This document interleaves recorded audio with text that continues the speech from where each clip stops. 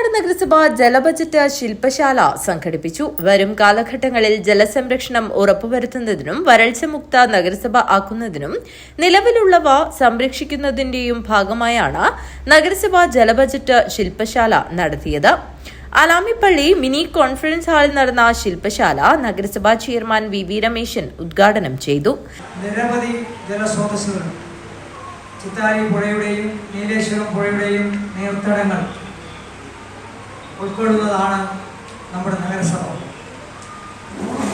ഈ നഗരസഭക്കകത്ത് ഏതാണ്ട് 66 പൊതു കിണറുകൾ ഇന്ന് നമുക്ക് മുമ്പേ പോയവർ സ്ഥാപിച്ചിട്ടുണ്ട്.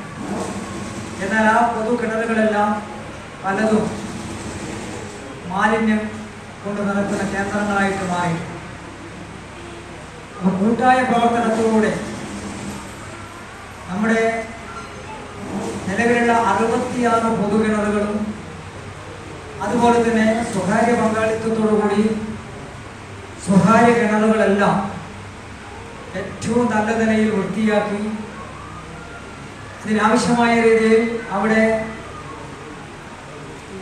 മഴ പെയ്യുന്ന അവസരത്തിൽ റീചാർജ് സംവിധാനങ്ങൾ, മഴവെള്ള സംഭരണികളായി നമ്മുടെ വേനൽക്കാലങ്ങളിൽ ആവശ്യത്തിന് ജലം ലഭ്യമാകാൻ കഴിയത്തക്ക നിലയിലേക്ക് ഈ കിണറുകളെയെല്ലാം ഓരോ വാർഡിനകത്തുമുള്ള കിണറുകളെ മാറ്റിയെടുക്കാൻ വേണ്ടി കഴിഞ്ഞാൽ കുടിവെള്ള പ്രശ്നങ്ങൾക്ക് വലിയ പരിഹാരം കാണാൻ കഴിയും. ജലസംരക്ഷണ പ്രവർത്തനങ്ങളുടെ അവലോകനം, മാലിന്യ സംസ്കരണം, ജലം സംരക്ഷണം, കൃഷി ജലസംരക്ഷണം, മണ്ണ് ജലസംരക്ഷണം പ്രവർത്തനങ്ങളുടെ തുടങ്ങിയ നിരവധി കാര്യങ്ങളിലും അവതരണവും അവലോകനവും നടന്നു. നഗരസഭാ വൈസ് ചെയർപേഴ്സൺ ലതാ ബാലകൃഷ്ണൻ അധ്യക്ഷത വഹിച്ചു. സ്ഥിരം സമിതി അധ്യക്ഷന്മാരായ എം സുമതി, ഫൗസിയ ഷെരീഫ്, മുഹമ്മദ് മുറിയനാവി, കൌൺസിലർമാരായ P Soumya, M Prashanth, P V Chandran, ആസൂത്രണ സമിതി ഉപാധ്യക്ഷൻ പി കെ നിശാന്ത് എന്നിവർ സംസാരിച്ചു.